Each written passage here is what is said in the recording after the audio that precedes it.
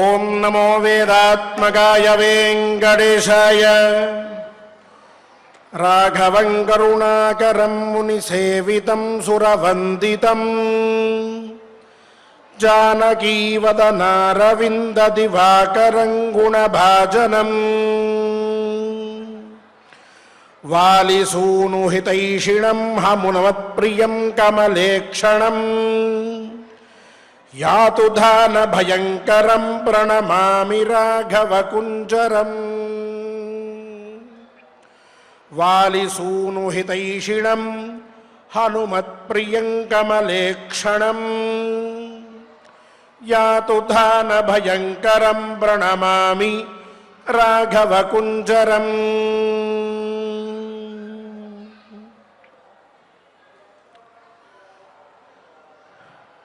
సప్తాచలాధీశ్వరుడైన శ్రీనివాస స్వామి వారి అనుగ్రహంతో అరణ్య పర్వలోని తీర్థయాత్రా పర్వ అనే పేరు కలిగిన ఉపపర్వని మనం శ్రద్ధగా వింటూ ఉన్నాం. ముందుగా ఆచార్యుల వారితో కలిసి సత్సంకల్పాన్ని ఆచరించుకుని ఆ పైన మనం కథాశ్రవణాన్ని చేద్దాం. ఓం నమో వెంకటేశాయ. విఘ్నేశ్వర ధ్యానం. నమస్తే గణనాథాయ గణానాం పతయే నమః. భక్తి ప్రియాయ దేవేశ భక్తేభ్యః సుఖదాయక. శ్రీనివాస ధ్యానం అనంత వేద సంవేద్యం నిర్దోషం గుణసాగరం అతీంద్రియం నిత్యముక్తం శ్రీనివాసం భజే నిశం. శ్రీకృష్ణ ధ్యానం వందే నవఘనశ్యామం పీతకౌశేయవాససం సానందం సుందరం శుద్ధం శ్రీకృష్ణం ప్రకృతేః పరం. వ్యాసధ్యానం వేదవ్యాసం స్వాత్మరూపం సత్యసంధం పరాయణం శాంతం జితేంద్రియక్రోధం సశిష్యం ప్రణమామ్యహం. అథ సంకల్పః. శ్రీమదాదివరాహ క్షేత్రే విరాజమానస్య జగద్రక్షణార్థమవతీర్ణస్య శ్రీమదఖిలాండకోటి బ్రహ్మాండ నాయకస్య శ్రీ వెంకటేశ్వర స్వామినః పరిపూర్ణానుగ్రహేణ సర్వేషాం భక్తజనానాం ఆదివ్యాధి నివృత్తి ద్వారా ఆయురారోగ్యైశ్వర్యాభివృద్ధ్యర్థం సర్వారిష్ట నివృత్తి ద్వారా సకల శ్రేయోభివృద్ధ్యర్థం ధర్మార్థకామమోక్షాఖ్య చతుర్విధ పురుషార్థ సిద్ధ్యర్థం సమస్త పాపక్షయార్థం శ్రీ పరమేశ్వర ప్రీత్యర్థం శ్రీమన్మహాభారతే వనపర్వణి యథాశక్తి అష్టాదశాధికశతతమోऽధ్యాయాन्तर्गत శ్లోకపారాయణం ఆచార్యముఖేన కరిష్యామహే. శ్రీకృష్ణ పరబ్రహ్మణే నమః. నారాయణం నమస్కృత్య నరం చైవ నరోత్తమం దేవీం సరస్వతీం వ్యాసం తతో జయముదీరయేత్. తతో వసూనాం వసుధాధిపः సహ మరుద్గణానాం చతుర్థాశ్వినోశ్చ వైవస్వతాదిత్యధనేశ్వరాణాం ఇంద్రస్య విష్ణోః సవితుర్విభోశ్చ భవస్య చంద్రస్య దివాకరస్య పతేరపాం సాధ్యగణస్య చైవ ధాతుః పితॄణాం చ తథా మహాత్మా రుద్రస్య రాజన్ సగణస్య చైవ సరస్వత్యాః సిద్ధగణస్య చైవ పుణ్యాశ్చ ఏ చాప్యమరాస్తథాన్యే పుణ్యాని చాప్యాయతనాని తేషాం దదర్శ రాజా సుమనోహరాణి. తతో వసూనాం వసుధాధిపస్స అంటూ ధర్మరాజు ఆ పైన ఏ తీర్థాలని ఏ పుణ్యమైనటువంటి ప్రదేశాలని చూశాడో చెప్తూ ఉన్నారు వైశంపాయన మహర్షి జనమేజయుడికి. శూర్పారక క్షేత్రానికి చేరిన తర్వాత భూలోకంలోనే ప్రసిద్ధమైనటువంటి వనాన్ని చేరాడు. ఓ అరణ్యానికి వెళ్ళాడు. ఆ అరణ్యంలో ధర్మరాజు విధి ప్రకారంగా తన యొక్క నిత్య నైమిత్తిక క్రమలన్నింటినీ చేసుకున్నాడు అని చెప్పుకున్నాం నిన్నటి కథాశ్రవణంలో. అక్కడే పరశురాముల వారికి సంబంధించిన ఒక విశిష్టమైన బంగారు వేదికని కూడా చూచాడు అని చెప్పుకున్నాం. ఇక అక్కడే వసూనాం వసువుల యొక్క మరుద్గణానాం మరుద్గణములు అని చెప్పి ఉన్నాయి. వాటి యొక్క తథాశ్వినోశ్చ అశ్వినీ దేవతల యొక్క వైవస్వత సూర్యుడి యొక్క యముడి యొక్క ఆదిత్య సూర్యుడి యొక్క ధనేశ్వరాణం అంటే ధనేశ్వరుడు అనగా కుబేరుడు. ఆ కుబేరుడు యొక్క ఇంద్రస్య ఇంద్రుడి యొక్క విష్ణోహో విష్ణువు యొక్క సవితుర్విభోశ్చ అలాగే సూర్యుని యొక్క భవస్య శివుడి యొక్క చంద్రస్య చంద్రుడి యొక్క పతేరపాం అపాం పతేహే అనగా వరుణుడి యొక్క సాధ్యగణస్య సాధ్యగణం యొక్క ధాతు బ్రహ్మ యొక్క పితృణాం పితృగణముల యొక్క ఆ పైన తథా మహాత్మా రుద్రస్య రాజన్ సగణస్య రుద్రగణములు ఏవైతే ఉన్నాయో వాటి యొక్క ప్రమథగణముల యొక్క సరస్వత్యా సరస్వతి యొక్క సిద్ధగణస్య సిద్ధగణముల యొక్క పుణ్యాశ్చ ఏ చాప్యమరాస్తథాన్యే ఇంకా ఇతరులైనటువంటి ఎవరెవరైతే దేవతలు ఉన్నారో వారందరి యొక్క పుణ్యములైన మందిరములని ఆలయములని ధర్మరాజు చూచి చాలా ఆనందాన్ని పొందాడట.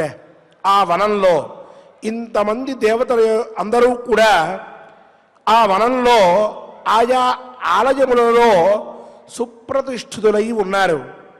వారందరినీ చూచి చాలా సంతోషపడ్డాడు. ఆ దేవతల్ని యథాశక్తిగా అర్చించాడు. వారందరి యొక్క అనుగ్రహాన్ని పొందాడు. ఆ పైన తేషూపవాసాన్ విబుధానుపోష్య దత్వా చ రత్నాని మహాంతి రాజా తీర్థేషు సర్వేషు పరిప్లుతాంగః పునః సశూర్పారకమాజగామ. అక్కడ ఉండేటటువంటి విశిష్టమైన తీర్థ గణమునందు స్నానం చేసి అక్కడ ఉండేటటువంటి మహాత్ములందరికీ కూడా దాన ధర్మములు ఆచరించుకుని తిరిగి మళ్ళీ ఈ శూర్పారక క్షేత్రానికి వచ్చాడట. వచ్చి సతేన తీర్థేన తు సాగరస్య పునః ప్రయాత సహసోదరీయైః ద్విజైః పృథివ్యాం ప్రథితం మహద్భిః తీర్థం ప్రభాసం సముపాజగామ. శూర్పారక క్షేత్రం నుంచి బయలుదేరి తన భార్యతో సోదరులతో అలాగే తన వెనకాల ఉండేటటువంటి మహాత్ములతో కలిసి సాగర తీర్థ మార్గంలో సముద్ర మార్గంలోనే ఆ పక్కన సముద్రాన్ని ఆశ్రయించుకుని ఉండేటటువంటి తీర్థములు ఏవైతే ఉన్నాయో ఆ తీర్థములని దర్శనం చేసుకుంటూ వాటి యందు స్నానాలు చేస్తూ తర్పణాదులన్నీ కూడా చేస్తూ విధి ప్రకారంగా తీర్థ ధర్మములని అన్నిటినీ పాటిస్తూ ధర్మరాజు ప్రయాణం కొనసాగించి పరమ పవిత్రమైన ప్రభాస క్షేత్రానికి చేరుకున్నాడట. ఇతఃపూర్వం మనం చెప్పుకున్నాం.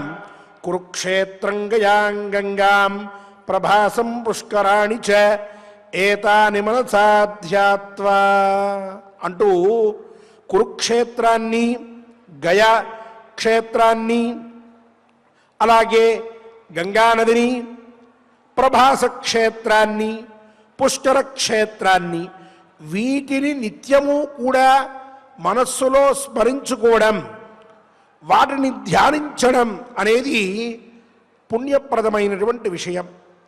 అంటే భూలోకంలో ఉండేటటువంటి పరమ పవిత్రములైన స్థానములన్నిటినీ కూడా చూచి వాటిలో అత్యంత విశిష్టములైనటువంటి స్థానములు ఏవి అంటే ఇవి అని చెప్పారు. ఇటువంటి క్షేత్రాల్లో అన్యతమమైనటువంటి క్షేత్రం ప్రభాస క్షేత్రం. ఆ క్షేత్రానికి చేరుకున్నాడు ధర్మరాజు.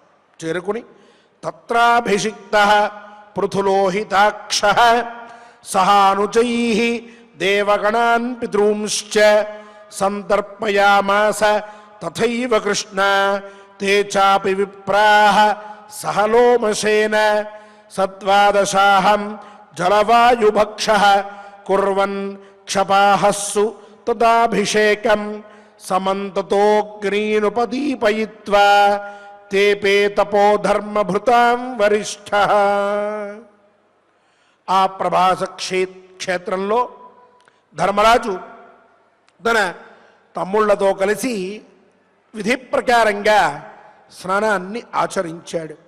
ఆ పైన దేవతలకి, పితృదేవతలకి తర్పణాలు చేశాడు. పితృదేవతల యొక్క అనుగ్రహాన్ని కూడా పొందాడు.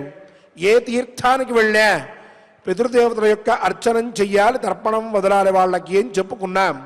మనకి ఎక్కడికెక్కడ కథలో ఏ క్షేత్రం గురించి చెప్తూ ఉన్నా అక్కడ ధర్మరాజు స్నానం చేశాడు, పితృదేవతలను ఉద్దేశించి తర్పణాలు విడిచిపెట్టాడు అని కనిపిస్తూ ఉన్నది.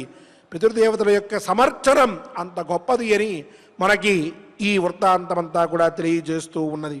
అలా తర్పణం చేసి ఆ పైన ఇంకా ఎవరెవరైతే ధర్మరాజుతో పాటు వచ్చారో వాళ్ళందరూ కూడా స్నానపానాదులన్నీ కూడా చేశారు. లోమశుడు మొదలైనటువంటి వాళ్ళందరూ కూడా విధి ప్రకారంగా స్నానం చేసి తర్పణాలన్నీ కూడా విడిచిపెట్టారు. ఆ పైన 12 రోజుల పాటు సద్వాదశాహం జలవాయుభక్ష, నీళ్లు మాత్రమే త్రాగుతూ గాలిని మాత్రమే ఆయన ఆహారంగా స్వీకరిస్తూ ధర్మరాజు ఇటు నీరుని అటు గాలిని ఈ రెండింటినే స్వీకరిస్తూ ఉన్నటువంటి వాడై పగటి వేళల్లో స్నానాన్ని ఆచరిస్తూ రాత్రిపూట చక్కగా ఆ క్షేత్రాల్లో నివసిస్తూ తన చుట్టూ కూడా సమంతతః అగ్నీన్ ఉపదీపయిత్వా, తన చుట్టుపక్కల అగ్నిని వెలిగించుకుని ధర్మరాజు తపస్సు చేస్తూ ఉన్నాడట ఆ క్షేత్రంలో. తేపే తపః ధర్మభృతాం వరిష్ఠః, తపస్తేపే ఆయన తపస్సును ఆచరించాడు. విశిష్టమైనటువంటి తపస్సు చేశాడు. పాప పరిహారం కావాలి, ఉత్తరత్ర జరగబోయేటువంటి కార్యముల యందు నిశ్చయమైనటువంటి బుద్ధి కావాలి. అందుకని చెప్పి ధర్మరాజు ఆ నిశ్చయ బుద్ధిని ఇంకొంత విశేషంగా సాధించుకోవడం కోసం ఉపాసనా మార్గంలోకి ప్రవేశించాడు. ఇది ఇక్కడ ఉన్నటువంటి మర్మం. అలా చక్కగా తపస్సు చేస్తూ తముగ్రమాస్థాయ తపశ్చరంతం శుశ్రావరామశ్చ జనార్దనశ్చ తౌ సర్వవృష్ణి ప్రవరౌ ససైర్యౌ యుధిష్ఠిరం జగ్మతురాజమీఢం తే వృష్ణయః పాండుసుతాన్ సమీక్ష్య భూమౌ శయానాన్ మలదిగ్ధగాత్రాన్ అనర్హతీం ద్రౌపదీం చాపి దృష్ట్వా చక్రుషురార్తనాదం తతః స రామం చ జనార్దనం చ కార్ష్ణిం చ సాంబం చ శివేశ్చ పౌత్రం అన్యాంశ్చ వృష్ణీన్ ఉపగమ్య పూజాం చక్రే యథా ధర్మమహీన సత్వః. ఇక ధర్మరాజు ఇలా కాలం గడుపుతూ ఉంటే మహోగ్రమైన తపస్సు ధర్మరాజు ప్రభాస క్షేత్రంలో చేస్తూ ఉన్నాడు అని చెప్పి తెలుసుకున్నారు బలరాముల వారు, కృష్ణ పరమాత్మ, ఇతరులు సాంబుడు, సాత్యకి ఇత్యాదులందరూ కూడా. వాళ్ళంతా కూడా ధర్మరాజును కలవడానికి బయలుదేరి వచ్చారు. అలా వచ్చిన తర్వాత వీళ్ళ పరిస్థితి ఎలా ఉన్నది అంటే ధర్మరాజాదులది వీళ్ళు భూమి మీద పడుకుంటూ ఉన్నారు. క్షేత్ర సంబద్ధమైనటువంటి పనులు చేస్తూ ఉన్నారు కాబట్టి, తీర్థక్షేత్రాలు తిరుగుతున్నారు కాబట్టి అధశయ్య, బ్రహ్మచర్యం, క్షారలవణ వర్జనం అనేటువంటివి మూడు కూడా ధర్మాలు పాటించదగినవి. అందులో అధశయ్య, బ్రహ్మచర్యం అనేటువంటివి రెండూ కూడా ముఖ్యాతి ముఖ్యములు. ఎవరు తీర్థయాత్రలు చేస్తూ ఉన్నా, ఏ తీర్థానికి వెళ్ళినా, కాశీ వెళ్ళొచ్చు, రామేశ్వరం వెళ్ళొచ్చు, ప్రయాగ వెళ్ళవచ్చు, తిరుమల క్షేత్రం రావచ్చు, అయోధ్యకి వెళ్ళవచ్చు, ఎక్కడికి వెళ్ళినా సరే తప్పక పాటించవలసినటువంటి నియమములు ఏమిటి అంటే 2 నియమములు ఉన్నాయి. మొట్టమొదటిది అధశయ్య, కింద పడుకోవలే. రెండవది బ్రహ్మచర్యం, బ్రహ్మచర్యాన్ని పాటించవలే. ఈ 2 చెయ్యాలి. మూడవది మాంసాహారాన్ని ముట్టకూడదు, సాత్వికమైన భోజనం చెయ్యాలి. మరి ఉప్పు కారాలు ఎక్కువగా లేనటువంటి, అసలు లేకుండా ఉన్నవి తీసుకోవడం మొదటి పని, ఉత్తమమైనటువంటిది. అయ్యో మా వల్ల కాదండి అని అంటే ఎత్కించుదే వాటిని తగ్గించి బాగా తీసుకోవడం అనేటువంటిది రెండవది గౌణమైనటువంటి ధర్మం. ఈ ధర్మాన్ని ఆచరిస్తూ తీర్థక్షేత్రములను సందర్శించాలి. అది మనం చేసేటటువంటి ఈ తీర్థయాత్ర యొక్క ఫలాన్ని ద్విగుణీకృతం చేస్తుంది. వీళ్ళందరూ కూడా ధర్మరాజాదులు ఆ నియమాలు తెలిసినటువంటి వారు కాబట్టి, వాటిని ఆచరించగలిగేటటువంటి స్థిరమైన చిత్తం, శక్తి అన్నీ ఉన్నవాళ్ళు కాబట్టి వీళ్ళు భూమి మీదే పడుకుంటూ ఉన్నారట. ఇలా భూమి మీద పడుకుంటూ ఉన్నటువంటి పాండవుల్ని చూచారట వచ్చినటువంటి యాదవులందరూ కూడా మహాత్ములు. చూచి ఎంతో బాధపడ్డారట. ఇక వాళ్ళ శరీరం మీద ఎటువంటి వస్త్రములు ఉన్నాయి అంటే మలదిగ్ధగాత్రానే భూమౌ శయానానే, వాళ్ళ శరీరముల మీద మట్టి కొట్టుకుపోయి ఉన్నటువంటి వస్త్రములు ఉన్నాయిట. అటువంటి బట్టలు కట్టుకుని శరీరంలో అంతా కూడా దుమ్ము ధూళి నిండి ఉందట. మలదిగ్ధగాత్రాన, గాత్రం అంటే శరీరం, ఆ శరీరం మీదంతా కూడా మట్టి దుమ్ము ఇత్యాదులు పేరుకుపోయినాయి. నారచీరలు కట్టుకుని ఉన్నారు. అటువంటి వారిని చూచారట.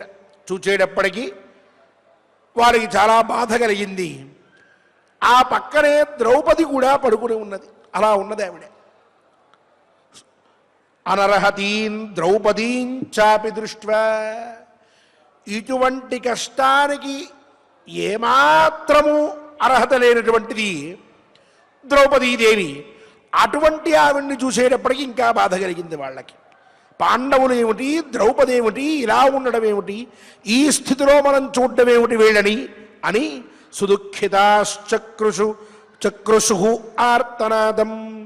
సుదుఃఖిత, బాగా దుఃఖించినటువంటి వారై ఆర్తనాదం చక్రుషు, ఆర్తనాదాన్ని చేశారట. వాళ్ళు బాధపడ్డారట.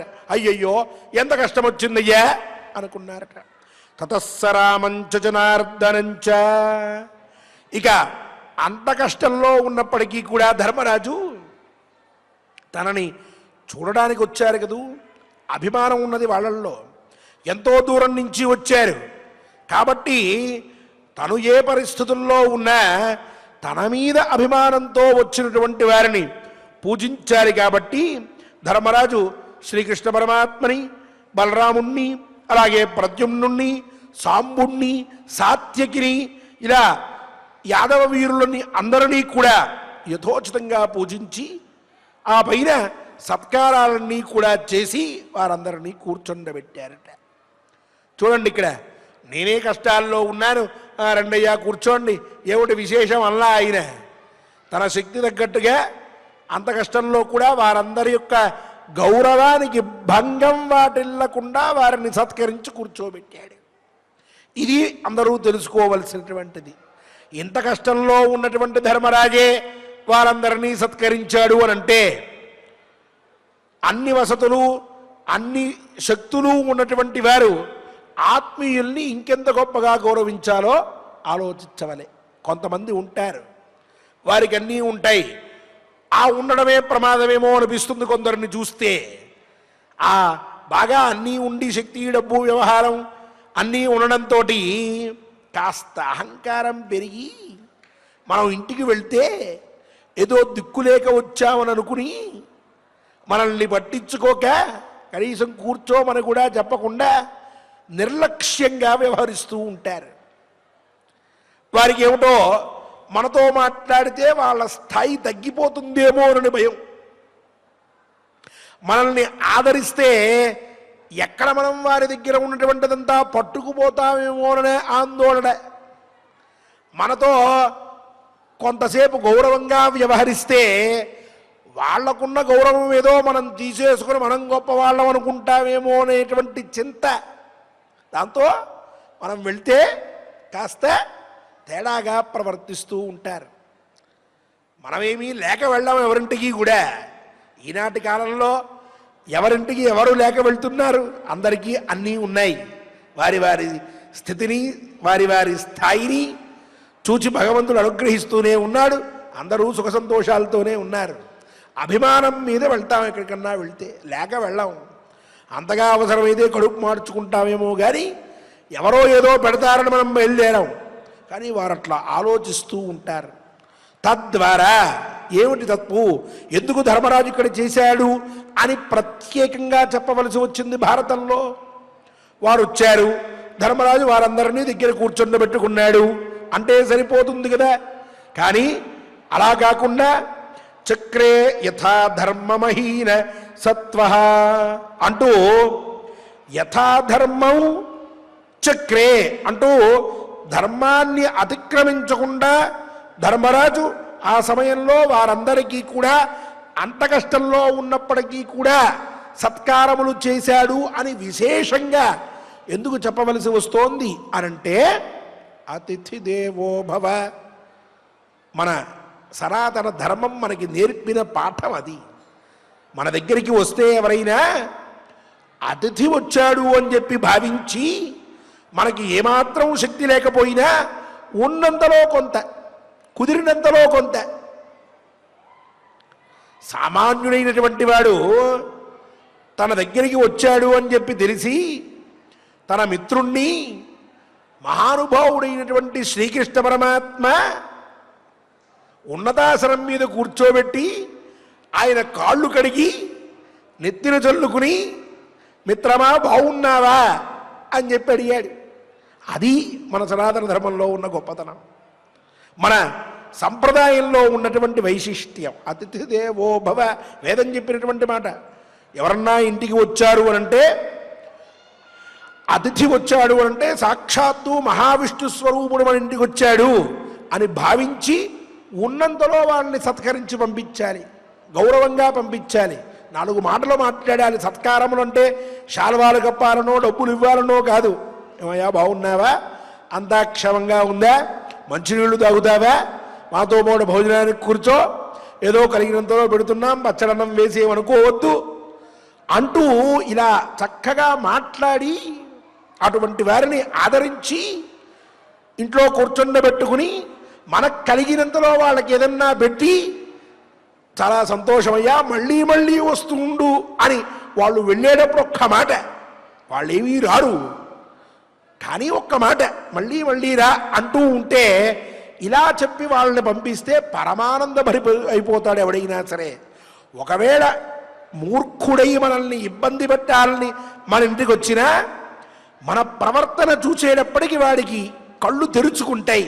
చాలా పొరపాటుగా భావించానే, వీళ్ళని ఏదో మాట అందామని చెప్పి వచ్చాను కానీ వీళ్ళు అట్లా లేరు, నా మీద అత్యంత భక్తి భావనతోటి ప్రేమతోటి అభిమానంతో నన్ను హక్కున చేర్చుకున్నారు.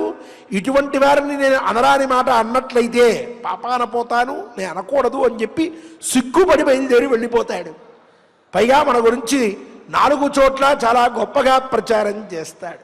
మనిషికి ఉండవలసిన, విశిష్య గృహస్థుడికి ఉండవలసినటువంటి లక్షణాల్లో మొట్టమొదటి లక్షణం ఏమిటి అంటే, ఇంటికి వచ్చినటువంటి వారిని సాదరంగా ఆహ్వానించి వారిని యథోచితంగా పూజించి గౌరవించి ప్రేమను పంచి వారితో మాట్లాడి మళ్ళీ వాళ్ళని తిప్పి పంపించడం.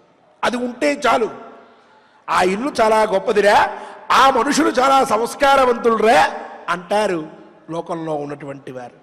ధర్మరాజు ఈ పని చేశాడు అని ప్రత్యేకంగా ఇక్కడ చెప్పడంలో కూడా తాత్పర్యం అదే.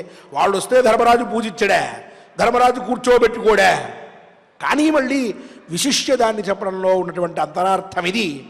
అతిథిని మనం సక్రమంగా పూజించుకోవాలి అనేటటువంటి విషయం ఇక్కడ మనకి ప్రస్ఫుటంగా తెలుస్తూ ఉన్నది. ఆ పైన ఇక తేచాపి సర్వాన్ ప్రతిపూజ్య పార్థాః తైః సత్కృతాః పాండుసుతైస్తథైవ యుధిష్ఠిరం సంపరివార్య రాజన్ ఉపావిశం దేవగణాయథేంద్రం. ఇక మన ఇంటికి వచ్చినటువంటి వారు లేక మనం ఒకరింటికి వెళ్తే ఎట్లా ఉండాలో కూడా తెలుస్తోంది. ఇక్కడ ధర్మరాజు ఇట్లా సత్కారం చేసేటప్పటికీ వచ్చినటువంటి వాళ్ళందరూ కూడా ధర్మరాజు చేసినటువంటి గౌరవాన్ని స్వీకరించి వాళ్ళు మళ్ళీ ధర్మరాజు గౌరవం చేశారట, ఆయన్ని సత్కరించారట, పూజించారట. ఆ పైన దేవతలు ఇంద్రుడి చుట్టూ ఎట్లా అయితే కూర్చుని ఉంటారో అలా ధర్మరాజు చుట్టూ కూడా ఈ యాదవ వీరులందరూ కూడా మహాత్ములు, నమ్మితే ప్రాణమిచ్చేటటువంటి స్వభావం కలిగినటువంటి వారు, ధర్మరాజు కోసం ఏదైనా చేయడానికి సిద్ధంగా ఉన్నటువంటి వారు కూర్చుని ధర్మరాజుని చూస్తూ ఉన్నారట. ఆనందపడిపోతున్నాడు, మహాత్ములు వచ్చారు నా దగ్గరికి అని ధర్మరాజు.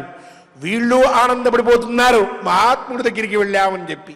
ఇట్లా పరస్పరం భావయంతః శ్రేయఃపరం అవాప్స్యథ అన్నట్లుగా అందరూ సంతోషంతో ఉన్నారు ఆ క్షణంలో. ఇక్కడ వచ్చినటువంటి వారు వీళ్ళు ధర్మరాజుని సూటిపోటి మాటలతోటి ఏదో ఒకటి అనవచ్చు. ధర్మరాజా ఏమిటి ఈ స్థితి, ఎంత వెర్రిబాగులు వాడివి, పద ఇప్పటికిప్పుడు వెళ్ళి యుద్ధం చేద్దాం అనొచ్చుగా. లేదు, ఆ రోజు నువ్వు ఆ జూదం ఆడకపోయి ఉంటే ఈరోజు ఈ సమస్య వచ్చేది కాదయ్యా ధర్మరాజా, ఆ పని చేశావు. ఒకసారి ఓడినప్పుడైనా సరే నీకు ఆలోచన రావద్దు, వీళ్ళు ఏదో మాయ చేస్తున్నారు మళ్ళీ ఓడిపోతాం అని చెప్పి అనుకుని నువ్వు హస్తినాపురంలోనే ఉండొచ్చుగా, లేక నీ ఇంద్రప్రస్థంలోనే ఉండొచ్చుగా. హస్తినాపురానికి వచ్చావు రమ్మన్నాడు పెద్ద ఆయనని, అక్కడే ఉండు, ఏం మాట్లాడకుండా. ఎందుకు చూదమాడావు మళ్ళీ రెండోసారి? మొదటిసారి ఏదో ద్రౌపది బయటపడేసిందిగా, రెండోసారి కూడా మళ్ళీ ఆడి ఓడి ఇన్ని కష్టాలు పడాలా? ఏమన్నా ఆలోచన ఉన్నదా నీకు అనొచ్చుగా. వీళ్ళు వచ్చిన వాళ్ళు ఆ మాటలు ఏం మాట్లాడలా. పైగా ఆ కష్టంలో ఉన్నటువంటి వారిని చూసి దుఃఖించి ధర్మరాజు విషయంలో ఏ విధమైనటువంటి పొరపాటు ఇక పైన జరగకూడదని మేమంతా నీ వెనకాల ఉన్నామనేటువంటి మాటలు మాట్లాడిపోతూ ఉన్నారు.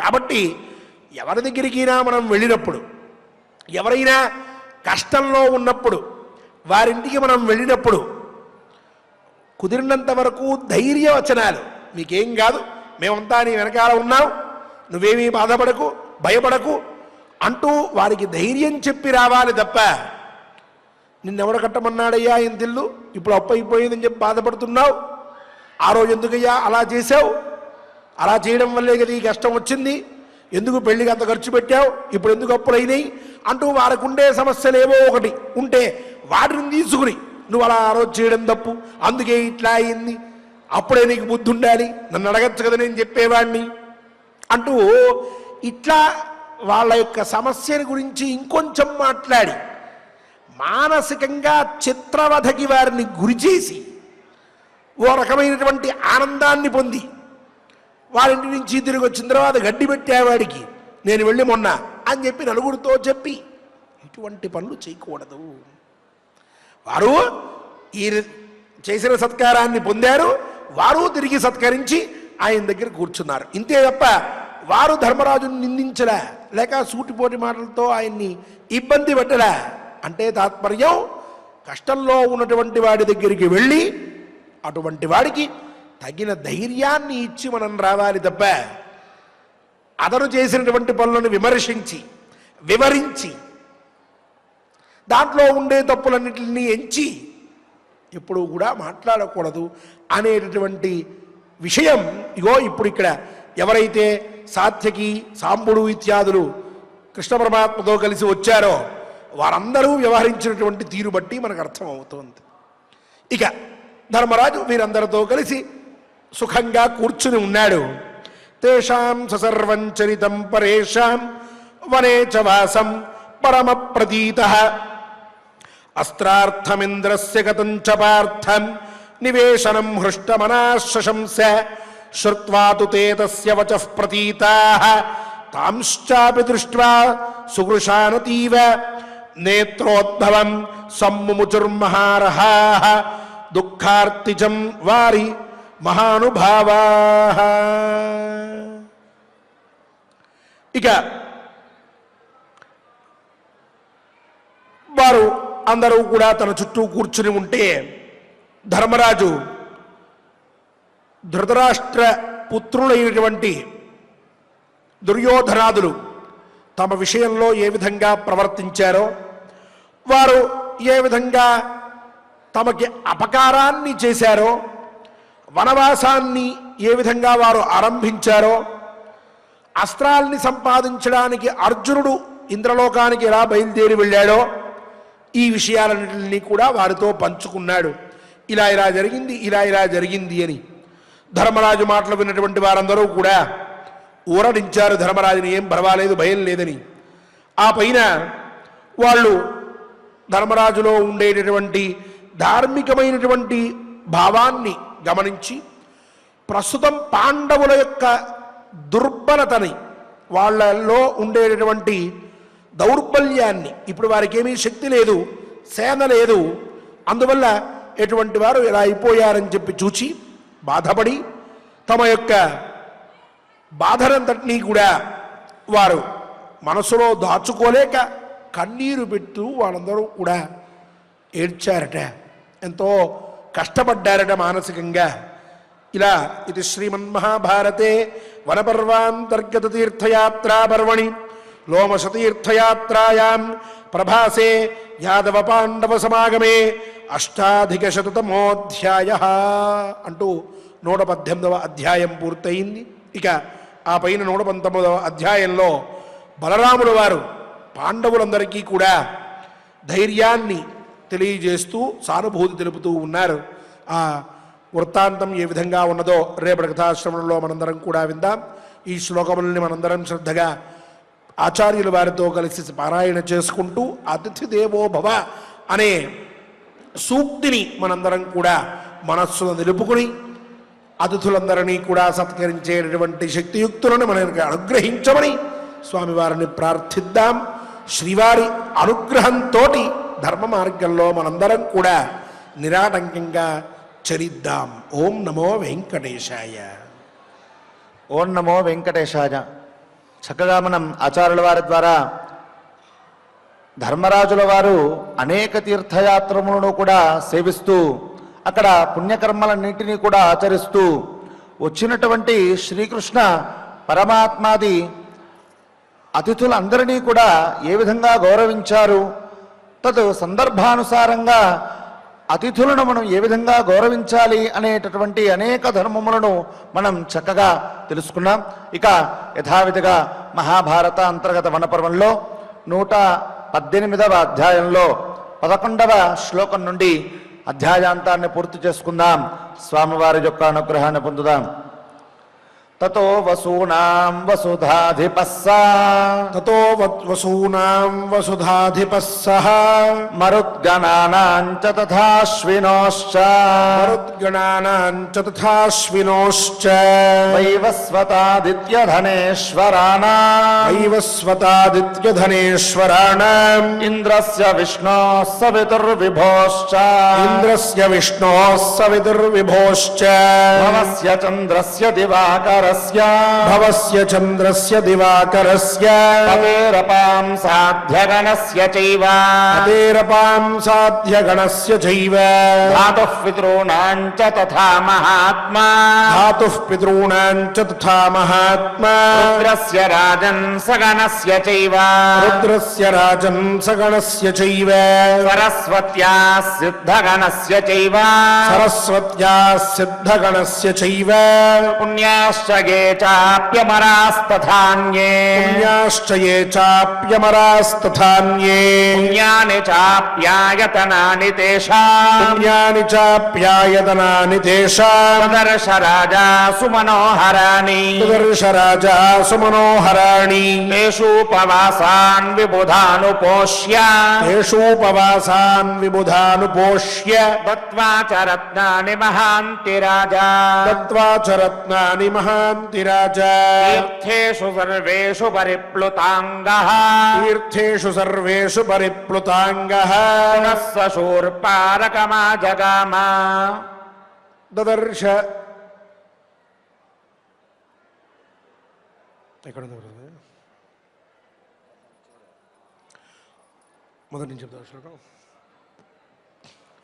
తేషూపవాసాన్ విబుధానుపోష్య తేషూపవాసాన్ విబుధానుపోష్య దత్వా చ రత్నాని మహాంతి రాజా దత్వా చ రత్నాని మహాంతి రాజా తీర్థేషు సర్వేషు పరిప్లుతాంగః తీర్థేషు సర్వేషు పరిప్లుతాంగః పునః స శూర్పారకమా జగామ పునః స శూర్పారకమా జగామ తేన తీర్థేన తు సాగరస్య సతేన తీర్థేన తు సాగరస్య పునః ప్రజాతః సహ సోదరీయైః పునః ప్రయాతః సహ సోదరీయైః విజయః పృథివ్యాం ప్రథితం మహద్భిః విజయైః పృథివ్యాం ప్రథితం మహద్భిః తీర్థం ప్రభాసం సముపాజగామ తీర్థం ప్రభాసం సముపాజగామ తత్రాభిషిక్తః పృథులోహితాక్షః తత్రాభిషిక్తః పృథులోహితాక్షః సహానుజైర్దేవగణాన్ పితॄంశ్చ సహానుజైర్దేవగణాన్ పితॄంశ్చ సంతర్పయామాస తథైవ కృష్ణాః సంతర్పయామాస తథైవ కృష్ణ ते चापि विप्राः सहलोमशेन ते चापि विप्राः सह लोमशेन सद्वादशाहं जलवायुभक्षः सत्त्वादशाहं जलवायुभक्षः कुर्वन् क्षपाः सुतदाभिषेकम् कुर्वन् क्षपाः सुतदाभिषेकम् समन्ततोऽग्नीनुपदीपयित्वा समन्ततोऽग्नीनुपदीपयित्वा तेपे तपोधर्मभृतां वरिष्ठः तेपे तपोधर्मभृतां वरिष्ठः समुग्रमास्थाय तपश्चरन्तम् तमुग्रमास्थाय तपश्चरन्तम् शुश्रावरामश्च जनार्दनश्च शुश्रावरामश्च जनार्दनश्च तौ सर्ववृष्णिप्रवरौ ससैन्यौ तौ सर्ववृष्टिप्रवरौ ससैन्यौ युधिष्ठिरं जग्मतु राजमीढम् युधिष्ठिरं जग्मतु राजमीढम् ते वृष्णयः पाण्डुसुतान् समीक्ष्य ते वृष्णयः पाण्डुसुतान् समीक्ष्य भूमौ शयानान् मलदिग्धगात्रान् भूमौ शयानान् मलदिग्धगात्रान् अनर्हतीं द्रौपदीं चापि दृष्ट्वा अनर्हतीं द्रौपदीं चापि दृष्ट्वा सदुःखिताश्चक्रु सुरार्तनादम् सुदुःखिताश्चक्रुशुरार्तनादम् ततः स रामं च जनार्दनं च ततः स रामं च जनार्दनं च कार्ष्णिं च साम्बं च शनेश्च पौत्रम् कार्ष्णिश्च जाम्बं च शनेश्च पुत्रम् అన్యాంశ వృష్ణీనుపగమ్య పూజాం అన్యాంశ వృష్ణీనుపగమ్య పూజా చక్రే యథా ధర్మమహీన సత్వః చక్రే యథా ధర్మమహీన సత్వః ఏ చాపి సర్వాన్ ప్రతిపూజ్య పార్థాః ఏ చాపి సర్వాన్ ప్రతిపూజ్య పార్థాః తైః సత్కృతాః పాండుసుతైస్తథైవ తైః సత్కృతాః పాండుసుతైస్తథైవ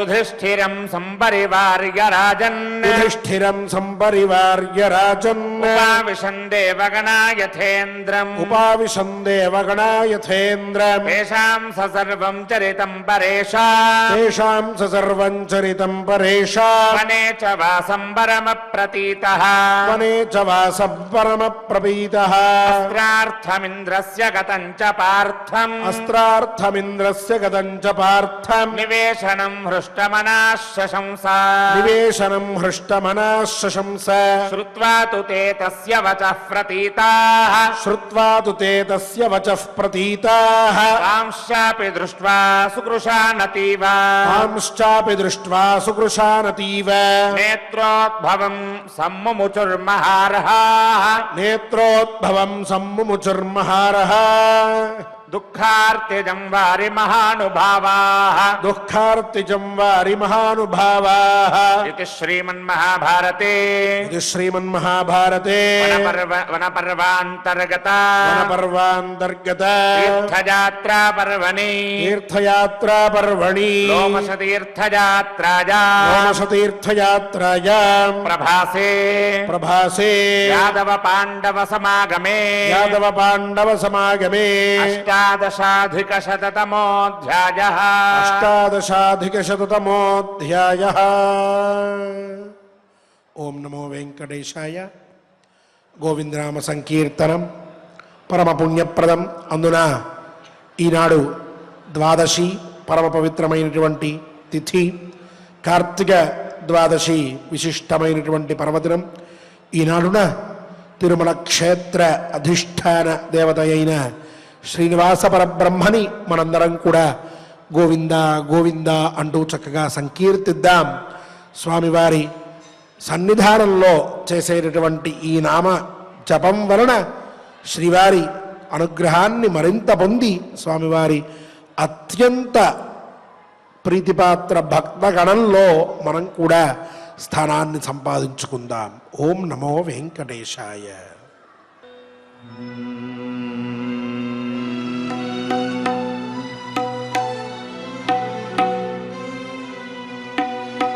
వెంకటరమణ గోవింద సంకటహరణ గోవింద గోవింద హరి గోవింద వెంకటరమణ గోవింద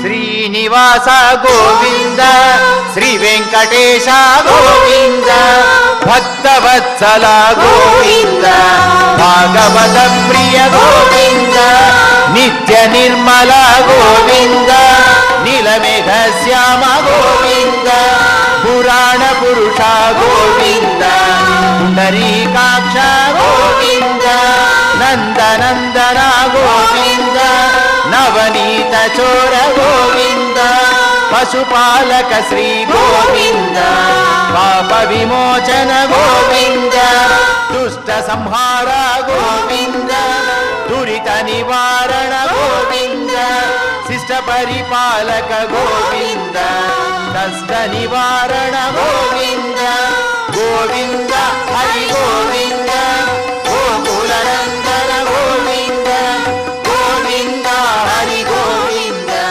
గోకులనందన గోవింద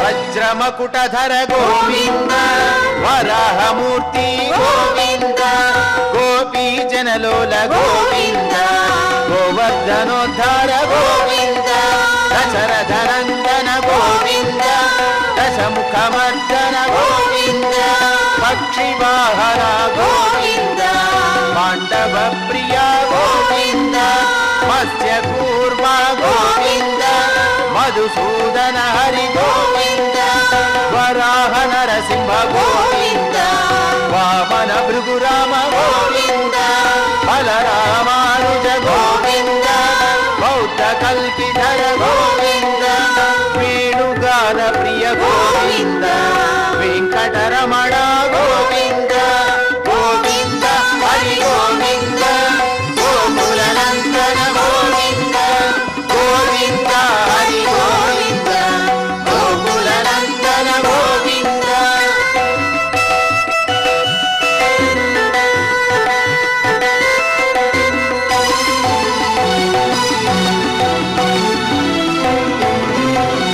సీతానాయక గోవింద శ్రిత పరిపాలక గోవింద దరిద్ర జన పోషక గోవింద ధర్మ సంస్థాపక గోవింద అనాథ రక్షక గోవింద ఆపద్బాంధవ గోవింద శరణాగత వత్సల గోవింద కరుణాసాగర గోవింద కమలదలాక్ష గోవింద కామిత ఫలద గోవింద పాప వినాశక గోవింద పాహి మురారే గోవింద శ్రీముద్రాంకిత గోవింద శ్రీవత్సాంకిత గోవింద ధరణీ నాయక గోవింద దినకర తేజ గోవింద గోవింద హరి గోవింద గోకులనందన గోవింద గోవింద హరి గోవింద గోకులనందన గోవింద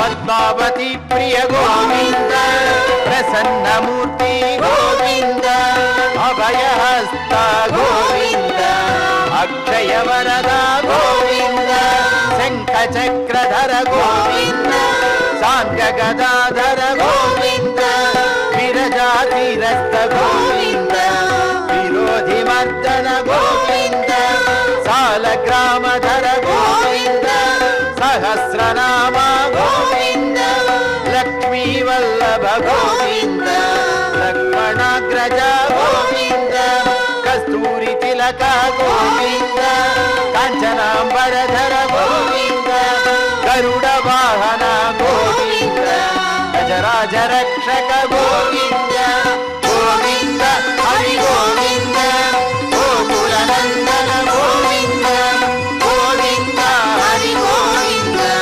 గోకులనందన గోవింద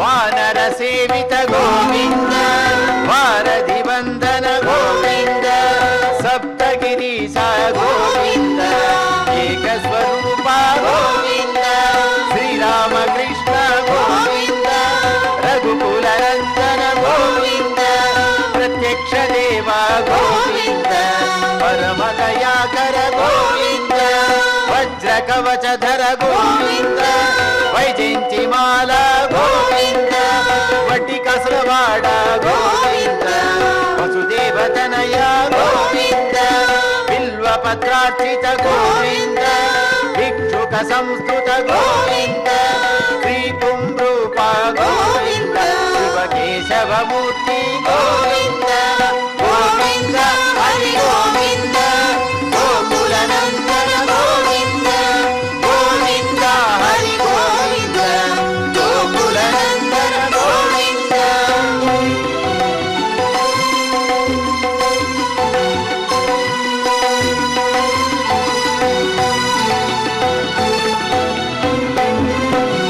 బ్రహ్మాండ రూప గోవింద భక్త రక్షక గోవింద నిత్య కళ్యాణ గోవింద వీర జనాభా గోవింద అతి రామ ప్రియ గోవింద హరి సర్వోత్తమ గోవింద జనార్దన మూర్తి గోవింద జగత్ సాక్షి రూప గోవింద అభిషేక ప్రియ గోవింద ఆపన్నివారణ గోవింద రత్న కిరీట గోవింద రామానుజనుత గోవింద స్వయం ప్రకాశ గోవింద ఆశ్రిత పక్ష గోవింద నిత్య శుభప్రద గోవింద నిఖిల లోకేశ గోవింద గోవింద హరి గోవింద గోకుల నందన గోవింద గోవింద హరి గోవింద గోకుల నందన గోవింద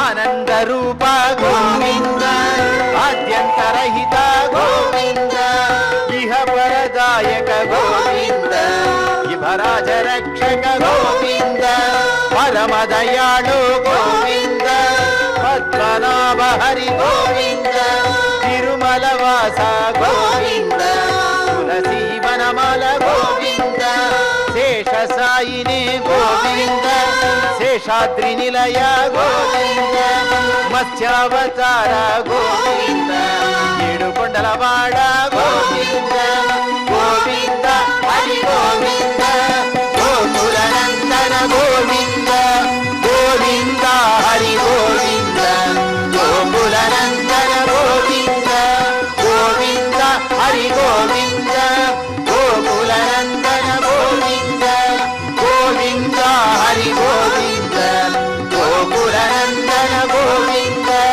గోవింద హరి గోవింద గోకుల నందన గోవింద గోవింద హరి గోవింద గోకుల నందన గోవింద గోకుల నందన గోవింద ఏడుకొండలవాడ వెంకటరమణ గోవింద గోవింద ఆమరముక్కలవాడ అనాథ రక్షణ గోవింద గోవింద శ్రీ శ్రీనివాస శ్రీ వెంకటేశ గోవింద గోవింద గోవింద గోవింద గోవింద గోవింద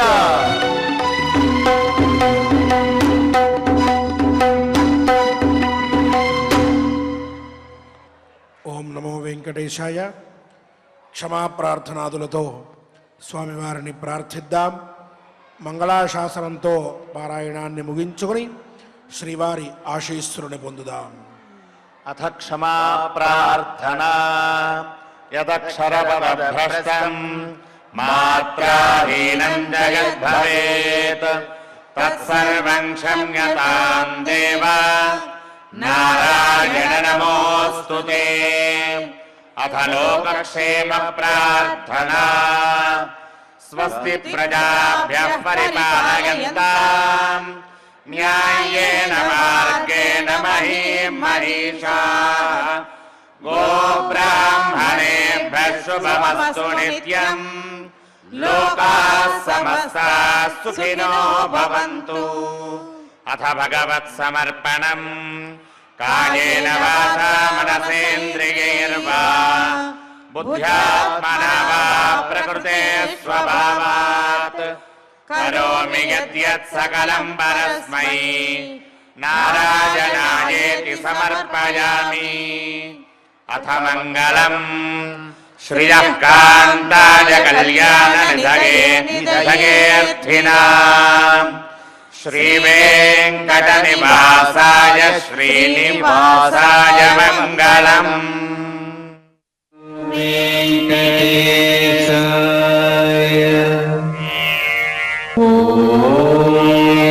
నమో వెంకటేశాయ.